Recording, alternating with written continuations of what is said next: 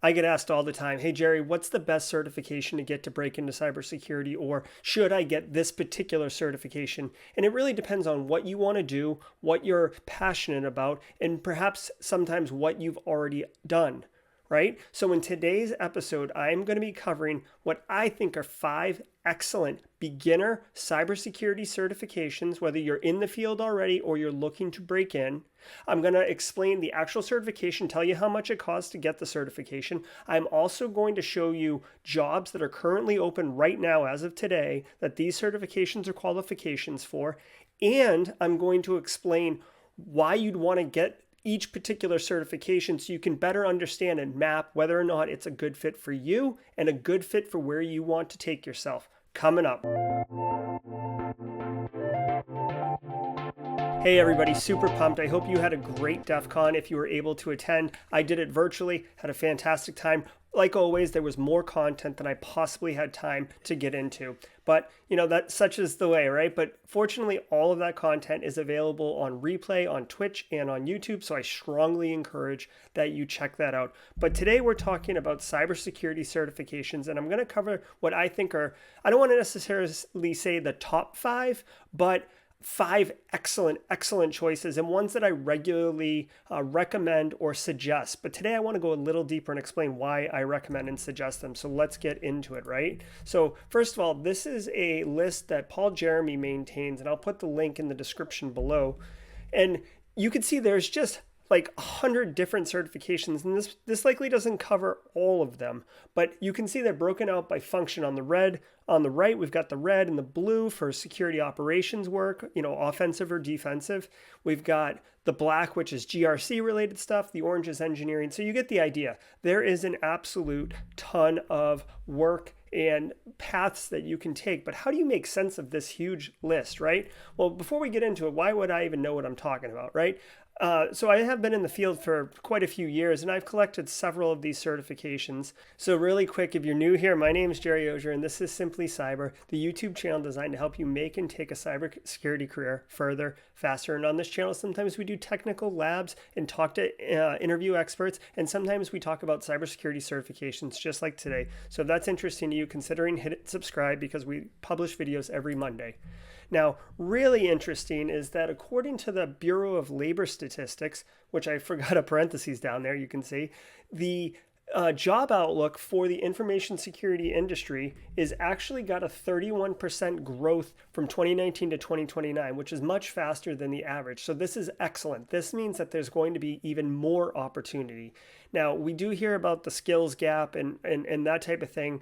We're going to talk about that in a different episode, but I just want to highlight that this is a blossoming, growing field. So that, that's one that is definitely promising for you to invest your time and money into, right?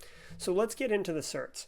Number one cert, and this is pretty much the one that most people say as far as your entry level certification, is the CompTIA Security Plus certification.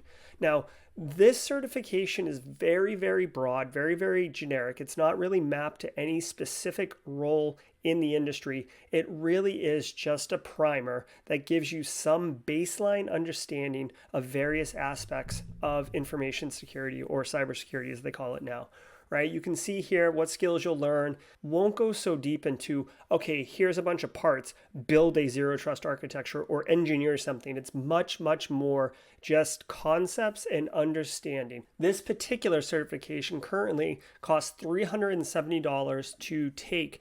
I do believe that there's a maintenance fee, which means like annually you have to pay like 30 or 50 bucks or something like that. I don't remember. When I got it, they didn't have that yet. But the important thing is if you can get it, maybe you can use it to parlay into a job, and eventually you won't have to continue to pay that because you'll get enough experience where the CompTIA Sec Plus isn't really that important for you anymore. But what I want to show you is getyourstartcareers.com, and you can see this is DifferDiva's website, but I just put in Security Plus as a keyword. Again, I think it's pulling it on just the word security, which is kind of generic. But look at incident response analyst. This is a full-time entry-level position posted 2 days ago.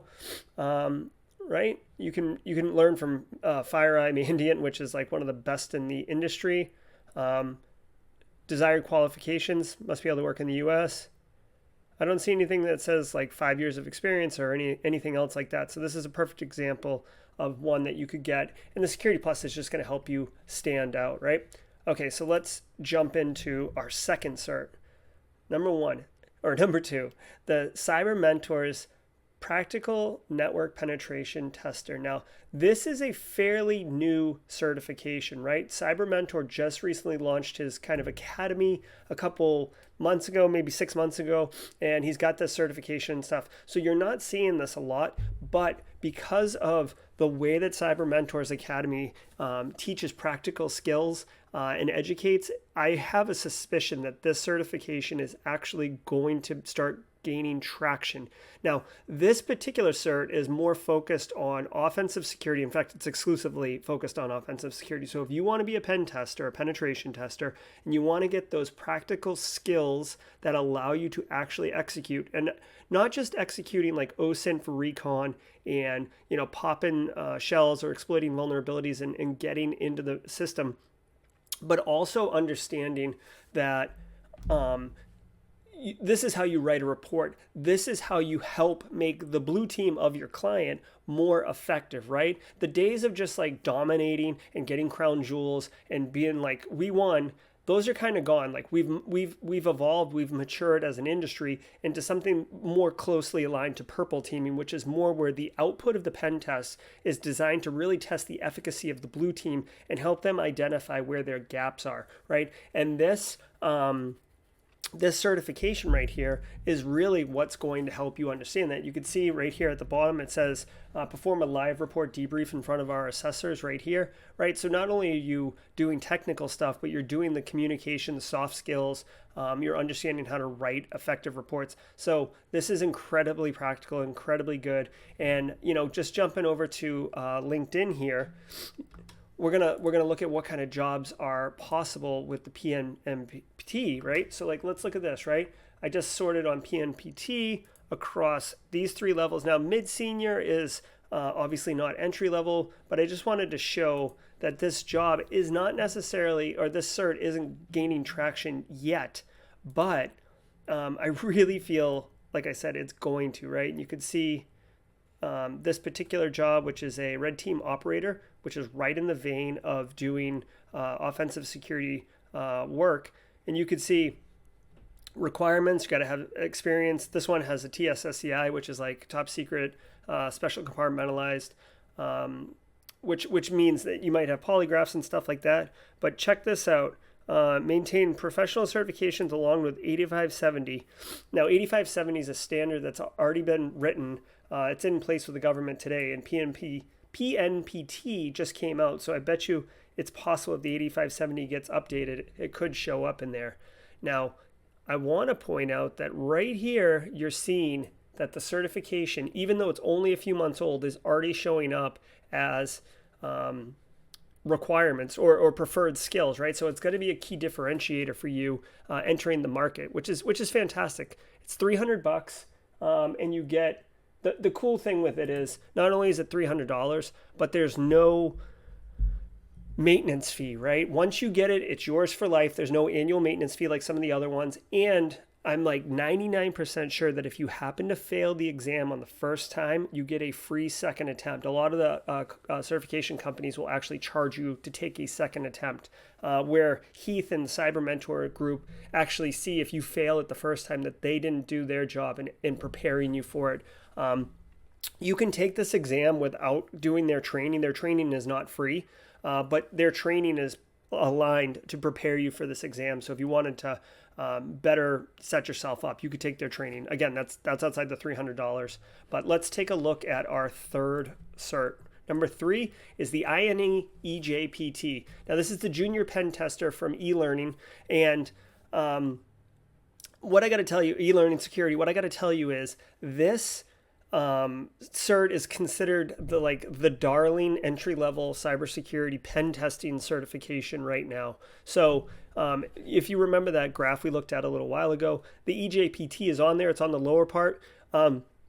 If you know you want to be a pen tester, you know you want to go that red route, you could actually bypass the Security Plus and just go for EJPT. It's that well respected and that recognized as an entry-level cybersecurity certification, kind of like Sec Plus, except it's just focused on being a practical pen tester. So the really cool thing with this particular cert is that it teaches you all these things, right? Or it proves that you understand all these things like security assessment, vulnerability assessment, this type of thing.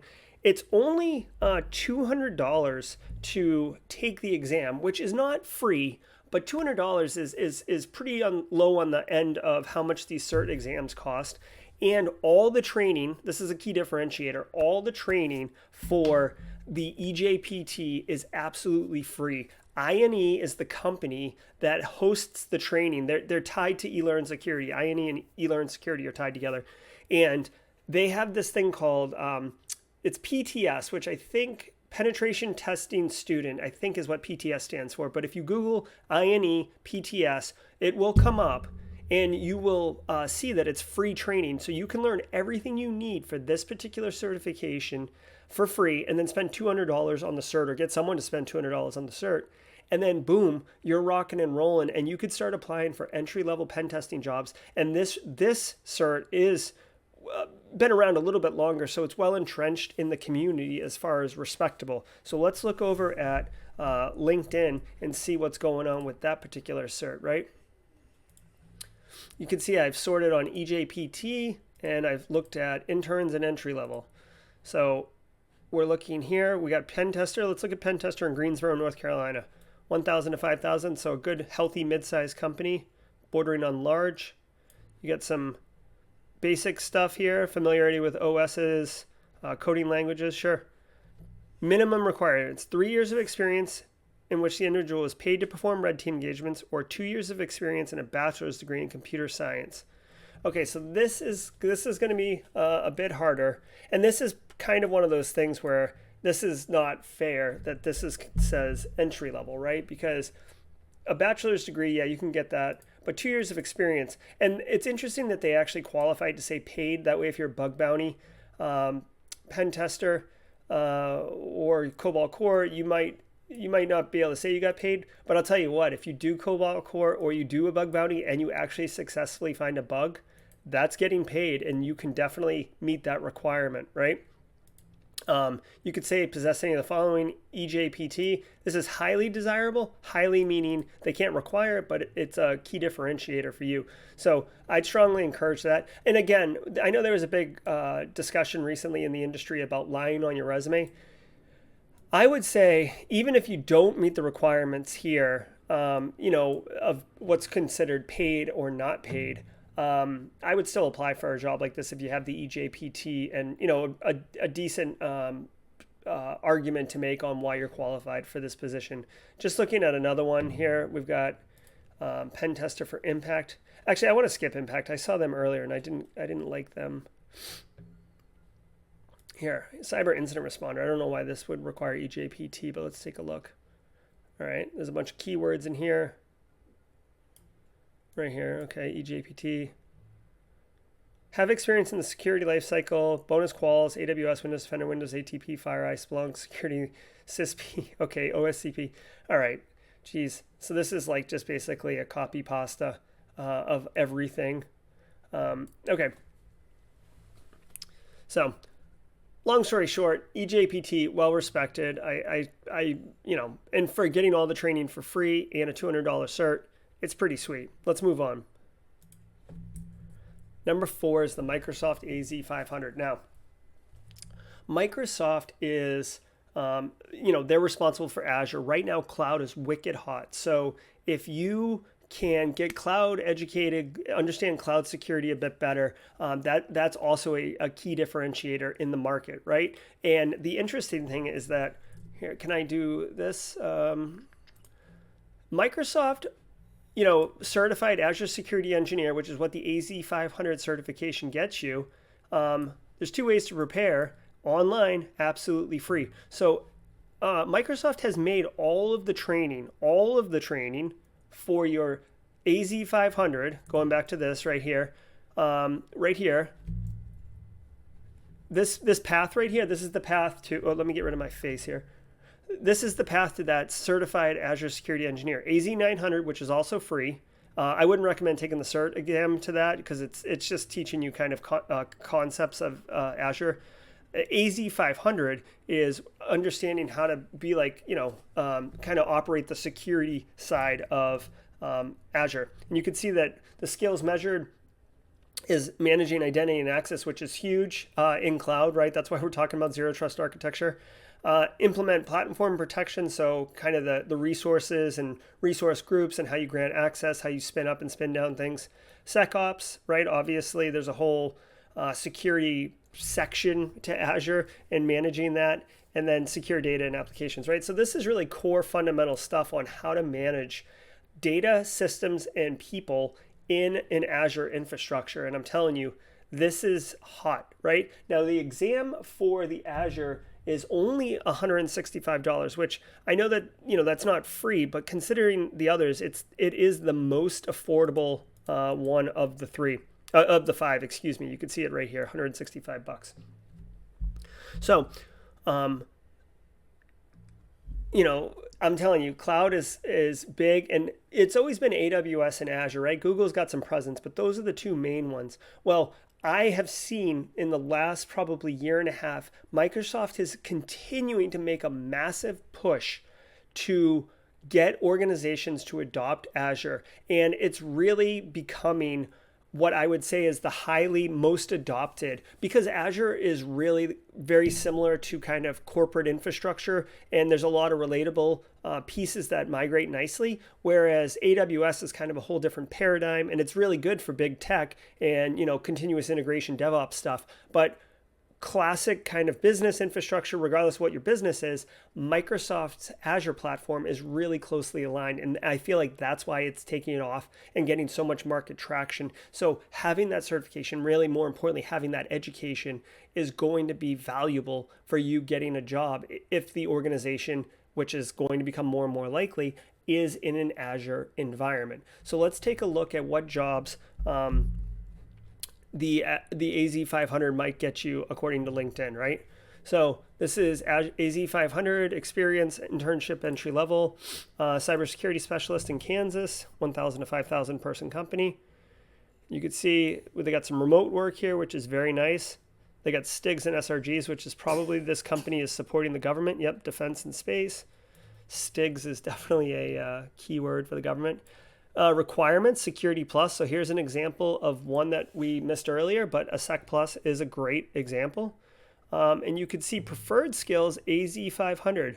So if you went ahead and got those two certs that I talked about, you would be nailing it, right? And obviously, whoever their client is definitely using Azure. You could see here where they got basic understanding of kind of DevOps concepts. So you'd have to get a little bit more educated for this specific role, but this is just me picking a random one out of a hat. And it looks like it's remote. So again, AZ500, $165. The training's all free. Boom, you are rocking and rolling. Let's move on to the fifth one.